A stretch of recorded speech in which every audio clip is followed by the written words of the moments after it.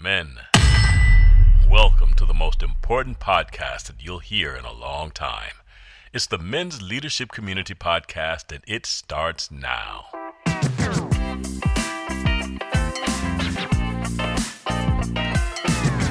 Well, Obi, share with the guys I think last night was the first happy hour that we had more NAs than we had tea or sodas, NAs being non-alcoholic beers. We had a ton of non-alcoholic beers brought to the happy hour last night. So we got a lot of guys on the journey together for this 40-day challenge to a brand new lifestyle.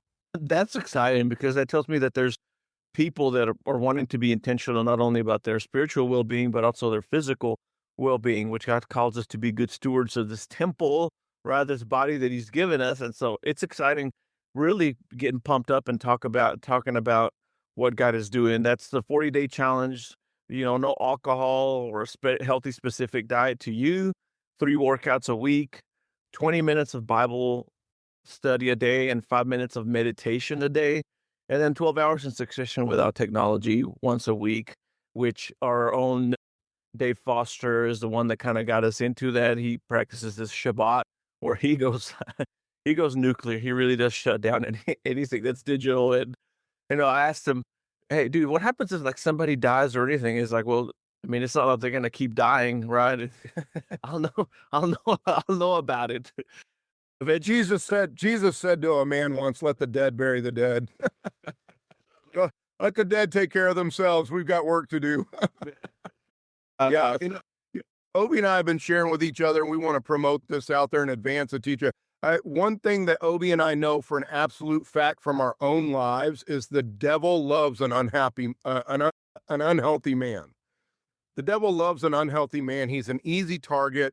I know that 2025 was an absolute disaster for me physically, and the devil came at me hard in several different ways, but the devil hates a healthy man. The devil absolutely hates a healthy man. Yeah, very hard to attack, and we want to encourage the Brotherhood. Let's be healthy. We promote and advance whole life wellness, and a huge part of that is our physical health and wellness. And I'm so excited, Obi, not only that we got so many guys on the journey together in 2026, but guys that want to learn more, and super excited to then introduce you guys this morning talking about advancing our physical health and wellness. Our very own Steve McNeese, he's an MLC board member. Several guys have asked a little bit about his journey and the benefit of fasting for his own physical health and wellness. And Steve, we're super excited to have you on this morning and get us started with a little background to your story and some of that, the why, the how, and the benefits of fasting. So if you guys could welcome Steve McNeese this morning, we got him on the mic. Dude. Awesome. Good morning, guys. Good morning. I'm going to keep this short because I know we got a big program today, but Andy and Obi asked me to talk a little bit about fasting and kind of my journey. Pre-2010, I was kind of following in my father's footsteps, started gaining weight, started, being diagnosed with high blood pressure and cholesterol, and then my blood sugar started going up. And I was kind of one of those patients. My doctor would say, hey, we need to give you this drug for this. And I'd say, okay. I wouldn't really question him, wouldn't ask, what are the side effects or anything like that. That went on for 8 to 10 years, where every time I would go back to the doctor, my numbers would be elevated. They'd increase the dosages. They'd add more medicine to it. But it wasn't curing me. It was really just trying to address all the symptoms. And specifically, I became a type 2 diabetic.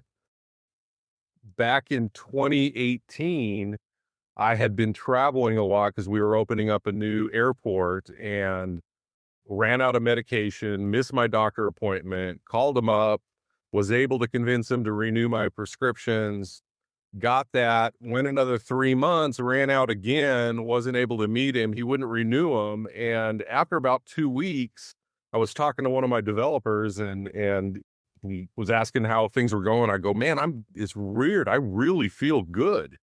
I felt like better than I had ever felt in a long, long time. And he goes, what's going on? And I said, well, the only thing I think of is I'm not taking any of my meds anymore.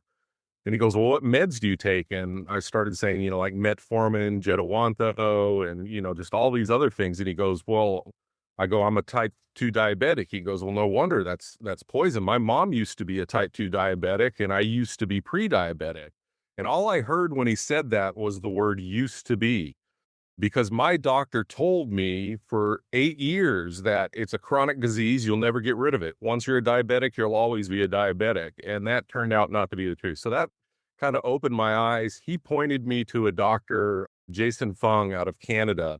He said, go look this guy up on YouTube, read his books, and educate yourself about why you're in the condition you're in. And so that was kind of the first time that I became an advocate for my own health. I really started understanding what had been going on with my body and why my doctor had been doing the things he had been doing.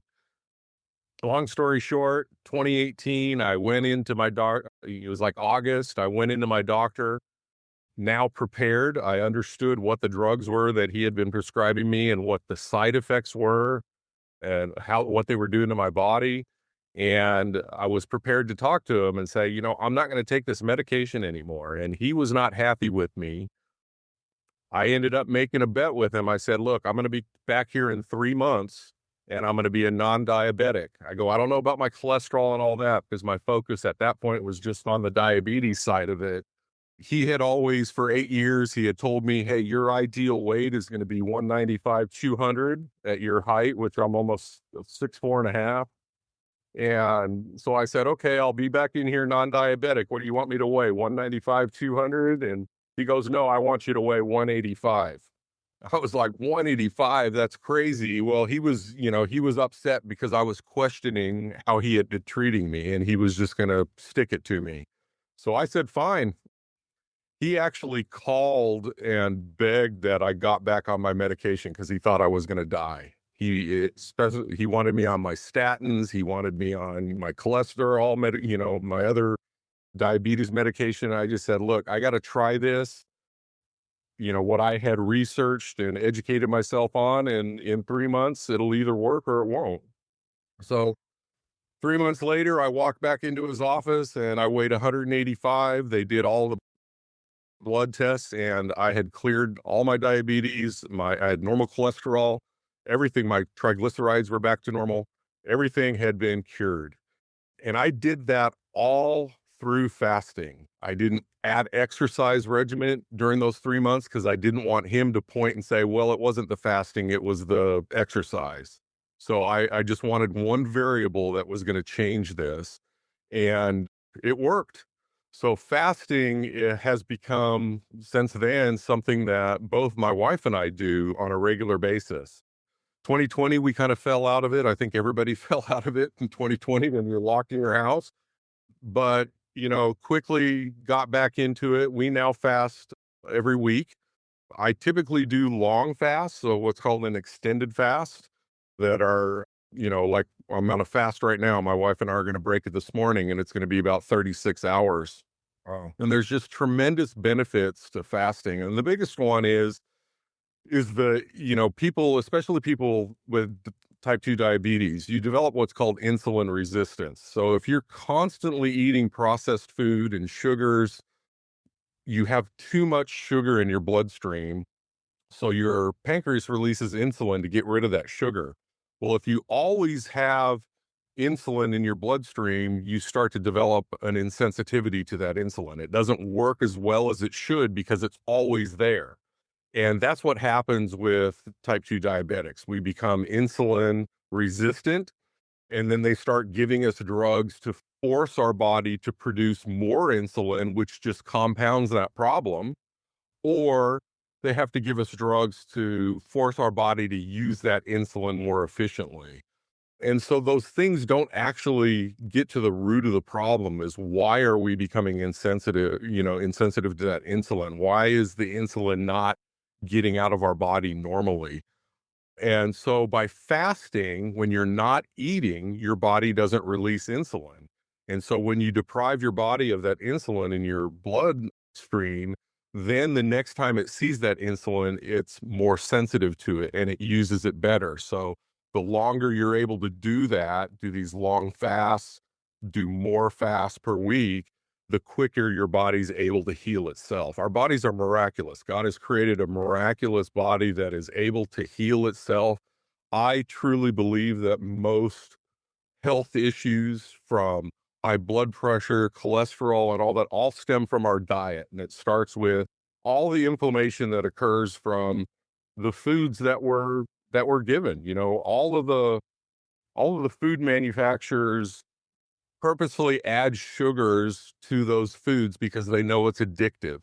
And they know people are going to crave it and they'll go back and they'll buy it again. And, you look back in the 40s and 50s, there weren't obese people, but we didn't have a lot of processed food back then.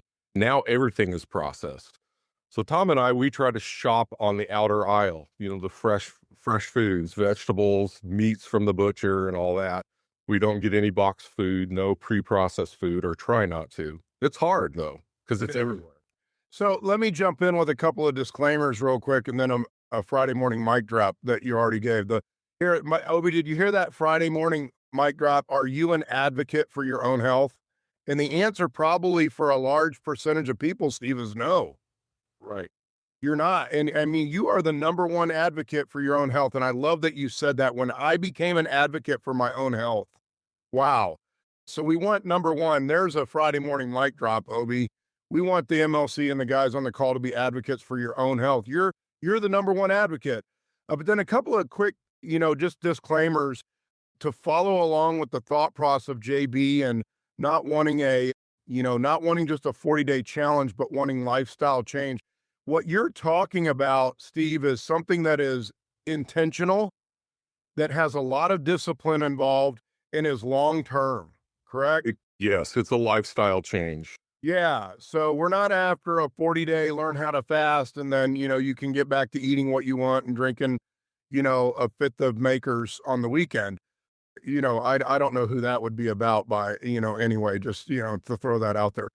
But no, hold on just a second, Jay. So yeah, Steve is talking about an intentional, disciplined lifestyle change that is super important. So number one, I wanted to give that disclaimer. And then number two, Steve, this worked brilliantly for you and the issues that you had.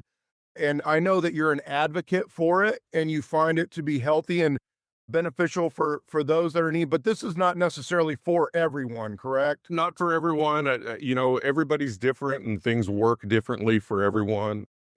I know when I started doing this, my sister-in-law tried it and it didn't work well for her. So she, it just is something that she couldn't continue to do. So it's something that you just have to try. And it's only a tool. There are a lot of different ways to deal with these types of health issues.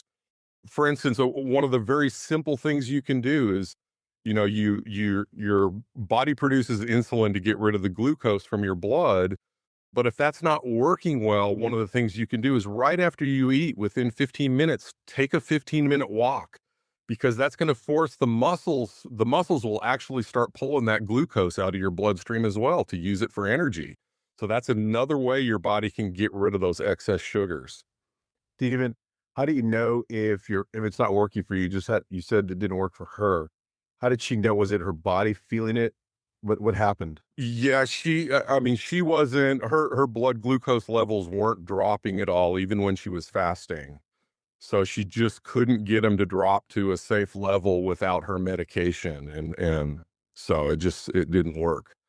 Now, to be fair, what I was doing was very, very aggressive. I had to go I weighed at that point on August 1st, when I went to the doctor, I was 253 pounds. And I went from 253 to 185 in 3 months. I was doing 3 fasts a week. Each fast was 40 hours. So that was extremely aggressive fasting. But, it was that 3-month time period is the time that it takes for the A1C levels to change. And so, and that's not a sustainable lifestyle at that. I mean, one, I was losing way too much weight. I looked sick because I was so, I didn't weigh hardly anything. And if I would have continued at that level, I would have continued losing weight.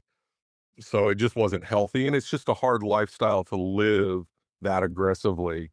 But incorporating it, once a month, once a week like we do is actually relatively easy, especially when your wife participates with you and you hold each other accountable to it. Go ahead, Dave. Jump in. Just a quick question. When you said like hard gym work, right? You still walked and stuff, didn't you?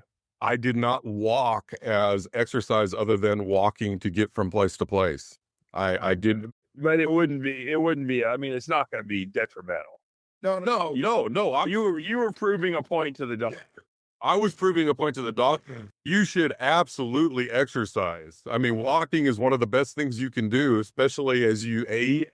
I've noticed if I'll do this year at dinner, if I go on a 2 or 3 mile walk afterwards, I'll drop 75 to 100 points just off that. Yeah, absolutely. Your muscles are pulling that sugar out of your bloodstream. No, Steve is definitely promoting with the MLC exercise along with the intermittent fasting. So, yes, we promote exercise. Just trying to get a caveat so I could be like, hey, no, Dave, and if Wendy's listening in the background, Dave, nobody's giving you an excuse not to exercise, Dave.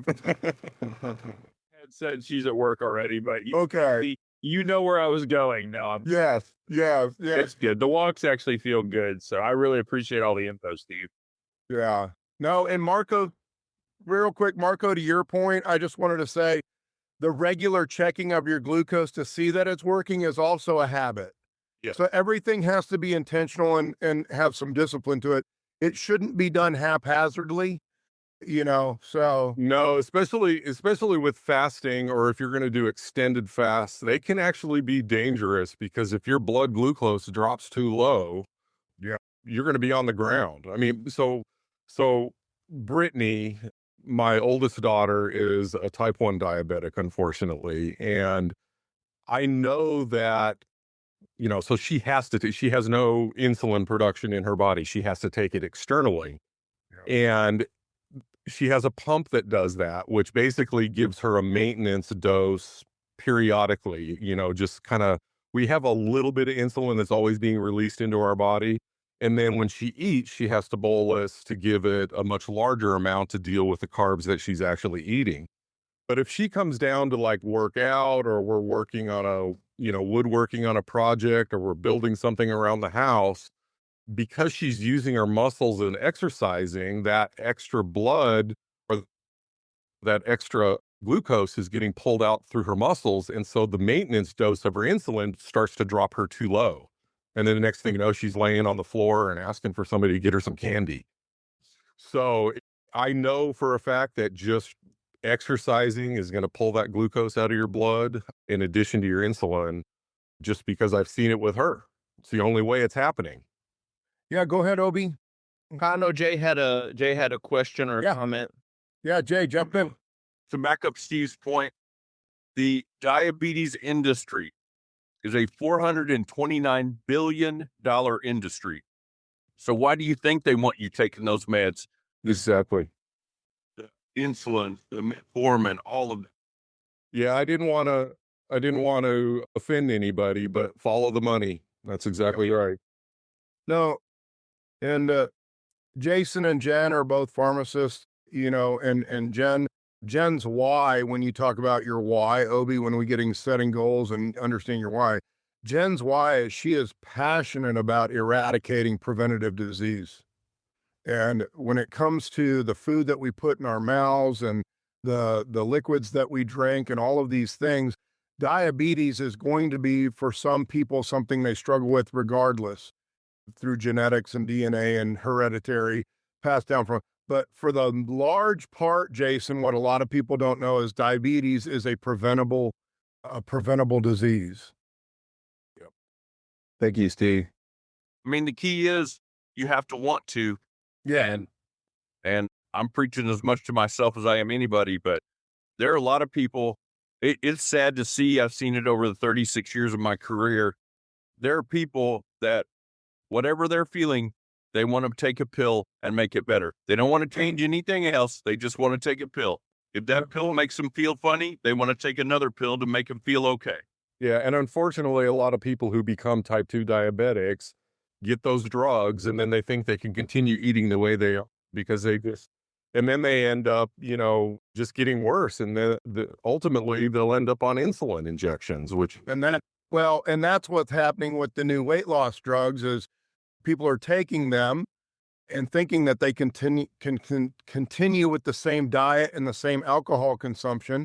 And now they're running into not only problems with their weight and their diabetes, but now they're running into more and more intestinal issues. So we are a culture of convenience, I think is what Jason is pointing out. If somebody will give me a pill to take care of it instead of the natural work that God meant for our bodies to do to be healthy, we'll take a pill. Yep. So we want to promote and advocate whole life health and wellness that is holistic in practice. Can I ask a practical question? Yeah, go ahead, Chad. So I've tried this fasting before, and my problem is like after like maybe 7 or 8 hours of not eating and only drinking water or coffee, I start to get lightheaded, and then it affects my ability to do my job, the point where I can't think clearly. So I'm not sure if there's something I'm doing wrong or if there's some way to avoid that. If you have tips. yeah, I think the best way to do it is 7 or 8 hours is already starting off, not too aggressively, but it's just kind of building up more time over time. So if you can start off slow, doing like a 16-8. So do you eat 3 meals a day? Yeah. Okay, so if you can eat early and then try to get an early dinner in, shorten that feasting window down, and then not snacking after that dinner, push yourself overnight while you're sleeping, which makes it much easier to start off with fasting because you're sleeping and you don't really realize what's going on anyway. And your body naturally stops producing the hormone or releasing the hormone that tells you need to eat, that you're hungry. And then it naturally wakes you up. It's breakfast. So your body, an hour or two before your body naturally is waking, a hormone's going to get released to basically start the engine in your body to start releasing the glycogen or the short-term energy stores, which is the glucose that's been stored away, pull it back into the bloodstream and release it in your body to kind of kickstart everything and wake you up. So I always tell people when they start off, try to time their fast where they're fasting most of the time while they're sleeping, and then start expanding that into the day when they're awake, and you'll work into your body will get used to it. It's like anything else. In fact, when I was doing those 3 months, I was constantly changing the days that I was fasting just because I didn't want it to get into a pattern where it recognized and got, where it just wasn't reacting as well because it became resistant to the schedule that I had given it.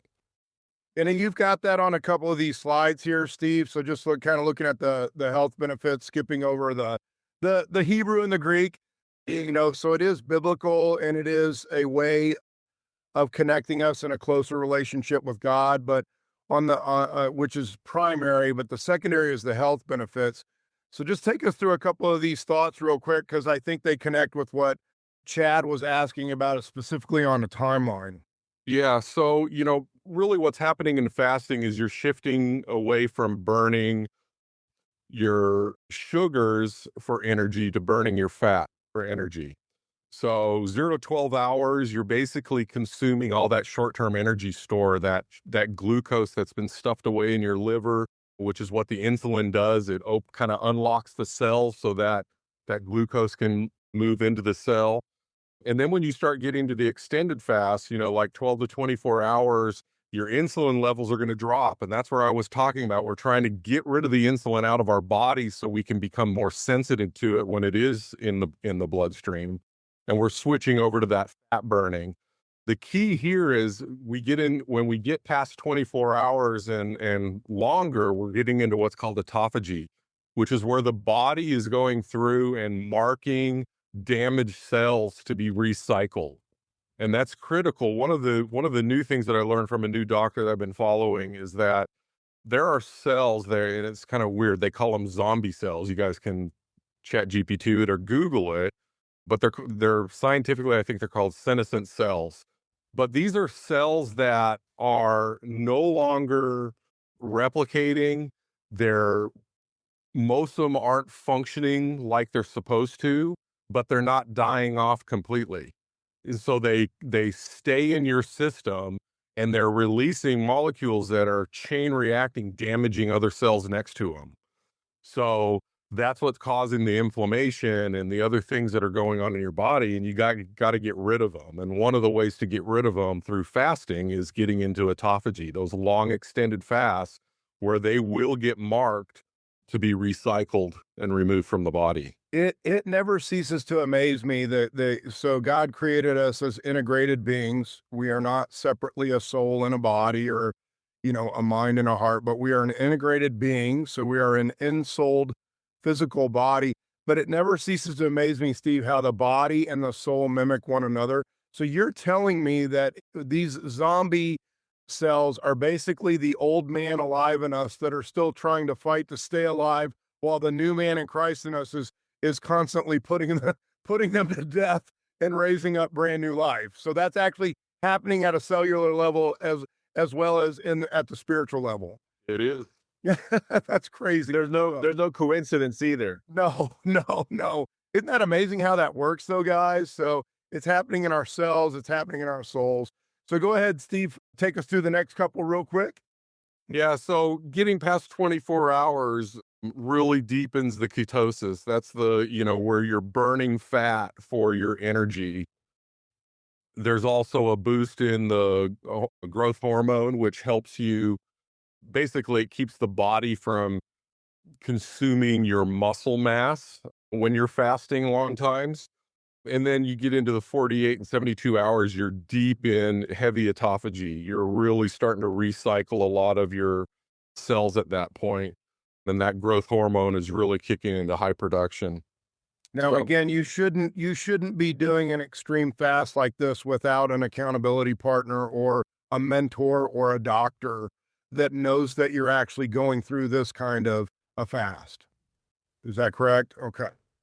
Just make sure this isn't the weekend warrior attempt, guys. This is something that has to be well thought through. Have somebody on hand with you that knows that you're walking through it, that can walk through it with you so that they can help you with the moments that may be a little tricky as you go through it. And that's why Steve wants you to have these additional resources. Go ahead, Steve. Yeah, so this first doctor, Dr. Jason Fung, is the guy that my developer pointed me to, and he is really the doctor that kind of opened my eyes and made me realize that I need to be an advocate for my own health. I started off, his first book was called The Obesity Code.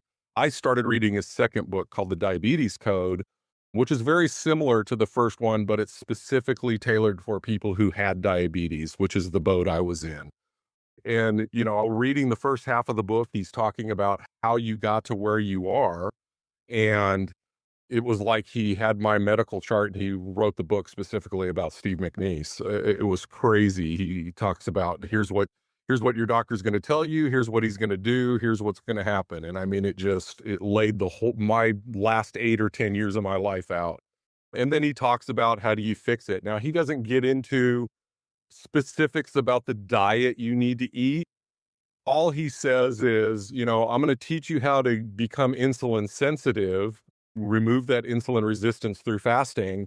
But why would you want to continue eating the way you were eating that got you into this condition? Yeah. So he kind of forces you to kind of rethink about what are your eating habits that caused you to get to where you are, and then do some additional research and find out different types of diets to eat. The key thing there is get rid of your seed oils. They cause inflammation. Get rid of them. Use healthy oils like avocado oil and extra virgin olive oil. But, there's a lot of great information. He has another book there called I didn't even list it there. I did. This very first one, The Complete Guide to Fasting. And he'll talk a little bit more about the different types of foods that you want to avoid, but he's really focused there on the types of fasting that you can do. Like Obi does OMAD, 1 meal a day. He does that every day. He eats 1 meal. You said lunch, I believe, Obi. And so he's doing, he's got probably an hour eating window. So he's eating for an hour and then fasting for 23 and then repeating that over and over and over again, which is a great fast. I mean, it really is going to help him. So they have different levels too, because I'm doing the 18-hour. I'm doing 12 to 6 p.m. as my eating window. I do have a bowl of blueberries about an hour before I go to bed, which has more to do with sleep and serotonin levels and eating brown fat while I'm resting. So I don't count that in my fast, but I have a window of noon to 6. It's different, Steve. Yep. Yep. So I highly recommend, if you're interested in the science behind all of that, I recommend reading some of Dr. Jason Fung's books, The Obesity Code or Diabetes Code. The Complete Guide to Intermittent Fasting or Fasting is a really good book to give you that plan and guides and the things to look out for while you're fasting, how to address it. You know, one of the biggest things is your electrolytes. You got to watch those, especially when you're doing long fasts. You got to make sure you're drinking a lot of water and you need some salt intake. Yeah. So Hey, Steve, so what's the longest fast you've done?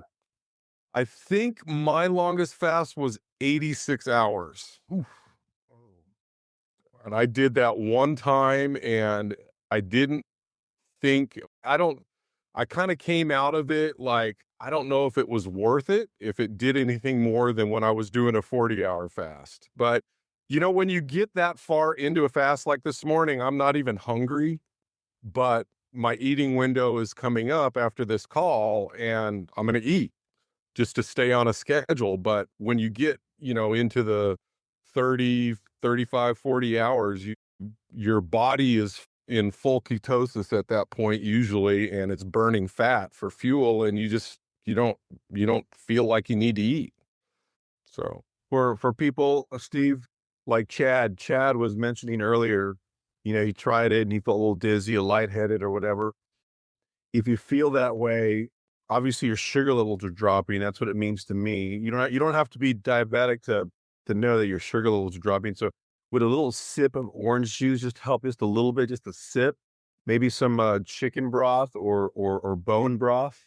yeah, they certainly will talk about doing that. You know, people who are struggling to get through the fast, you know, one of the things you can do is have some bone broth. I don't know about the orange juice side of it, but you know, I was doing clean fast for those 3 months, which is just water only. Now when I fast, I drink coffee, sometimes just soda water, you know, just to get the bubbles in the water kind of gives you a full feeling when you're drinking that.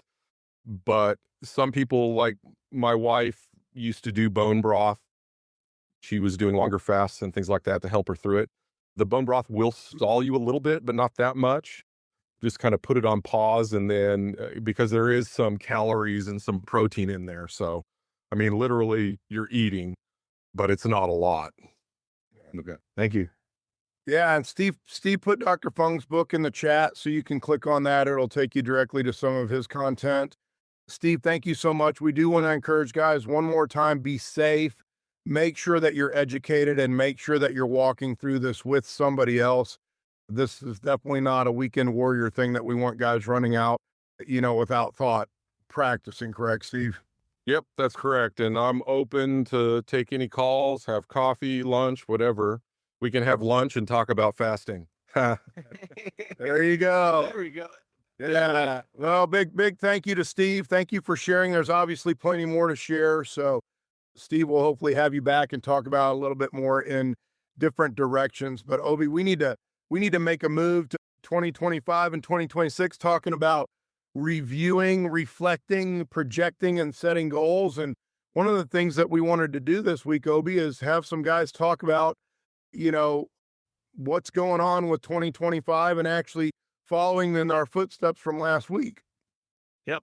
And if you guys remember, me and Andy were sharing what we did. We kind of showed you what it is, and hopefully, and from talking to everybody last night, there were quite a few people that actually it was helpful for them to see how that kind of plays out and how that works with me and you. And really, some people working. I know for sure that I was talking to Chad, and he was working with them, and I think you were talking to Shelly about it too, right, Chad?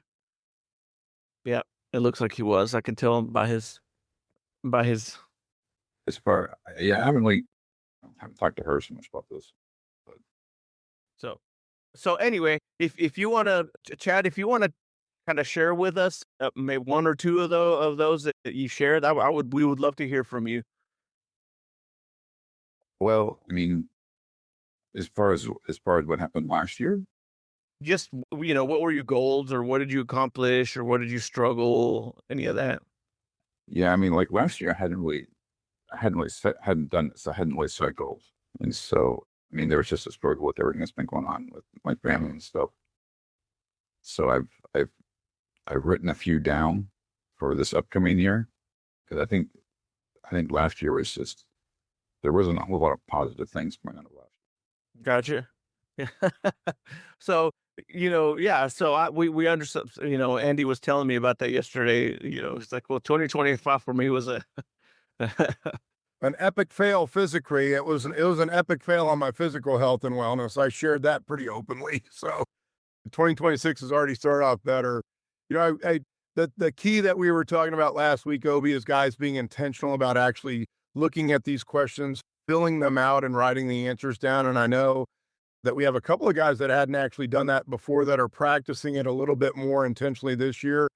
Richard Kohler, kind of prepped him to say, hey, are you working through this? And would you mind sharing a couple of them? So, Richard, your thoughts kind of on the 10 questions and actually writing down some responses this year for yourself. Yeah, I think last year, my wife and I was just to get through the year, to survive, and I'm happy we made it. This year, my goal, I put first, keep seeking first the kingdom of heaven.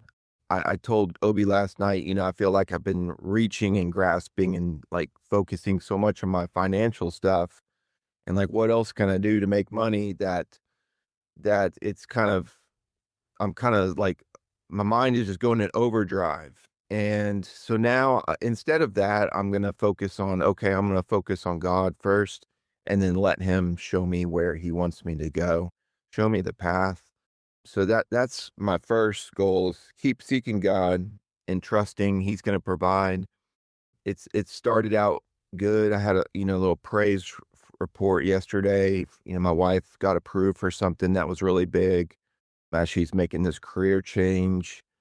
And I think the next is to develop a plan with her. Last year we had a plan, she was like, hey, we've got these months we need to get through, a couple things like going away, like her office lease that went away. And okay, so those were good things that happened. And now I think we just need to set our next, okay, now we've made it through this. What else can we do?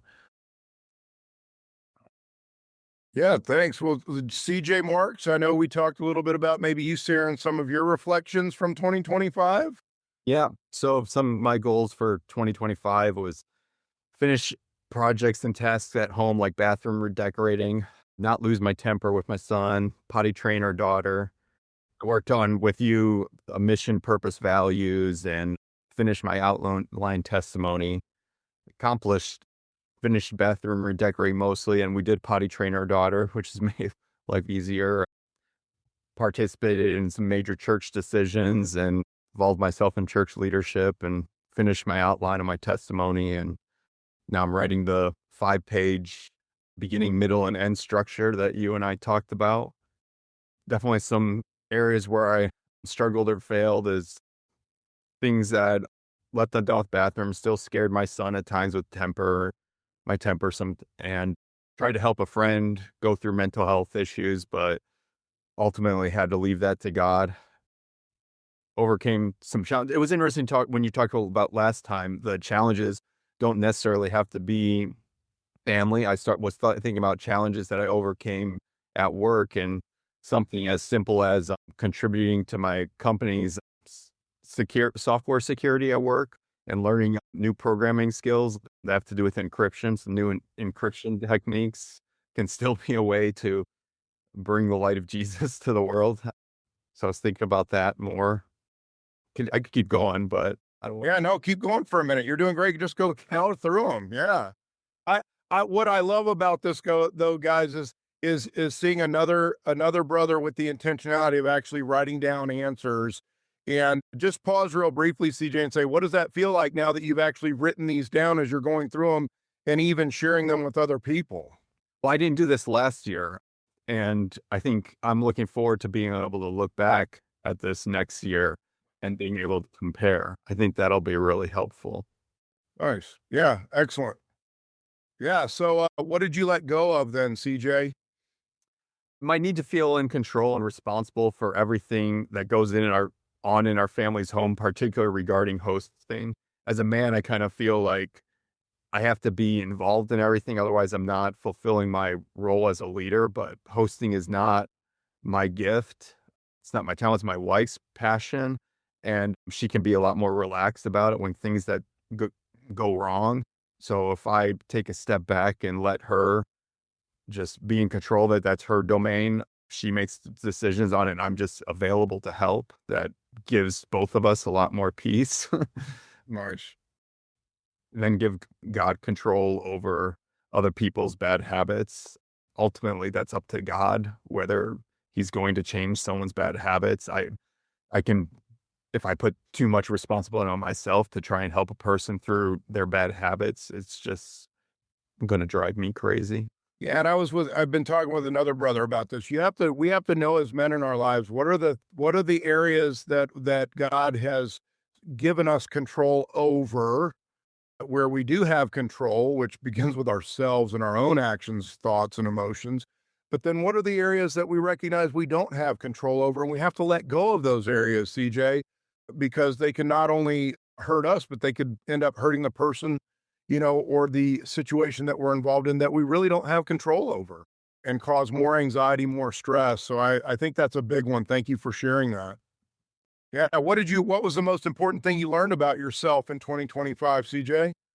I've learned that I have good listening skills even when I'm angry. Not many people have the ability to listen well when I'm angry, but then I have to take that into account, because just because I'm listening well doesn't mean that somebody else is listening well too. And I just have trouble recognizing that like, oh, this conversation's not going well because I'm not being heard. And even though I'm hearing everything they're saying, they're probably not hearing what I'm saying anymore.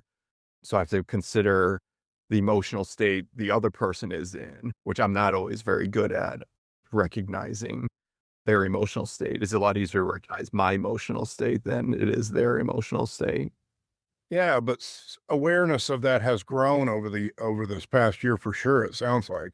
Yeah, definitely. That's Definitely awesome. helps me with just walking through conflict at home with my wife, with other people. I'm sure I still have more room to grow in that area, though. Yeah. So what area do you think you grew the most? Verbalizing my expectations of good behavior to a 5-year-old. I think I can. Yeah, That's a big one. yeah. It's just so helpful just to get down to their level and just say what I'm actually expecting versus just be like, why didn't you do what I was thinking you should do in my head? Of course he's 5 years old. He's not gonna, this is his first time being, I mean, he's only been in this world for 5 years, and he's to think that he's going to know everything I know after 40, over 40 years, then yeah, it's too much, expected too much out of a 4-year-old. Yeah, and your thankfulness, what are you most thankful for in 2025? God gave me the opportunity to take my wife to Singapore for her birthday. It was our first trip outside of North America in 6 years, and I was just really grateful for that. Yeah, that's awesome. And I think what sharing our gratitude with one another is a big deal, because it encourages and it inspires us to think about what were we thankful for in the past year, and not just focus on, like we do as men, what were the things I failed at that I have to do better at in 2026, but what were the gifts that God gave me, that I'm extremely thankful for. Yeah, who had the biggest impact on your life in 2025, CJ? I think other people have said it, but I got to be honest, it's got to be you, Pastor Andy, and this group. It's very helpful. It's probably something we all share, but can't deny how impactful this group has been on me. Yeah, and just the simple intentionality of practicing these things with one another that 85% of the world seems to be too busy for, or find the time to do, is such a big impact on the way that we see ourselves and our families and our workplaces. So I'm just thankful for you that you found it valuable, CJ, and that you're actively walking through it from your vision, mission, and values to writing down your life story to now taking the intentionality to write down your reflections and your projections and setting goals. And hopefully going through this one, like you already said, is making you more excited about the goals you're setting for 2026 and what that now means in a much more intentional way. So, yeah. And then finally, looking back, how are you the most different from a year ago? And what advice would you give to CJ Marks on January 1st, 2025? Well, yeah, I asked my family this because I wasn't too sure. So I guess my daughter gave my 2-year-old daughter gave the answer that was funny. After I was like, my wife and my son were just like, I don't know. And my 2-year-old daughter is like, Jesus. And she didn't. Oh, okay. So you're saying I look more like Jesus? Is that it? She's like, yeah. And so, okay, good. Yeah. But I know I still drastically pale in comparison. My advice, what did I say? People to see us more like Christ. What a great difference from a year ago that we would all desire. Yeah. Yeah. My advice myself, though, is just that pursuing conflict may make me feel better, but it doesn't make others feel better because I'm a big pursuer when it comes to conflict. I'm kind of the opposite of most guys in regards to that. Most guys are withdrawers, but I'm the pursuer. My wife's the withdrawer. And so I just need to be considerate of how much time I spend dragging people into something that doesn't make them feel good. Yeah. Excellent. Yeah. Well, guys, give it up for CJ. Thank you, CJ, for sharing so open, honest, and vulnerably with your reflections of the year. We got a few more minutes, Obi. If there are some other guys that have actually intentionally gone through the 10 questions and written down some responses, we'd love to hear from you now. Is there anybody else that's actually gone through the intentional practice and written these down from 2025? Don't be shy. Mm-hmm.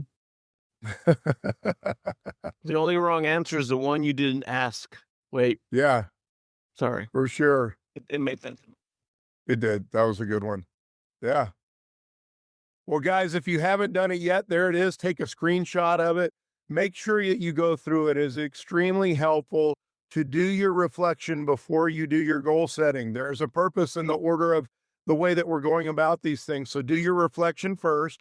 And then next Friday, I'm super excited, Obi, we're going to actually get into goal setting, the nuts and bolts of it. You and I are going to share our own and then hopefully hear from some other guys about theirs. So we're going to follow the same process for goal setting that we did for reflection. So make sure you take a screenshot of this. We're going to send out the new one then, 10 great questions to help you set goals for 2026. We're going to send that out with our Monday morning momentum. So be looking forward to that. So you can be looking at those questions and begin to fill out your goal setting for this coming year. And we're really going to jump into that with both feet next Friday, Obi. So as we come right up on time, do you mind sharing a prayer with us, Obi, as we send the guys out on their weekend? Not at all. God, thank you so much for loving us despite us. Thank you for being good to us, for being faithful. As we reflect on the past year and we begin working on setting our expectations and goals for next year, I pray that more than anything that you are the center of all of that.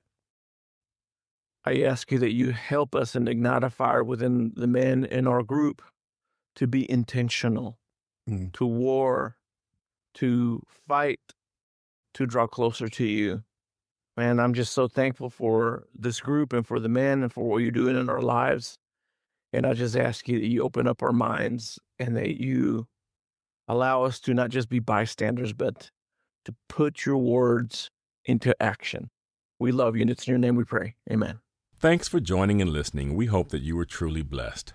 Now, you can join the live call every Friday morning at 7 a.m. Central Standard Time. And please, bring a friend. And to learn more about the MLC, visit our website at themlc.life. That's themlc.life. Have a great day.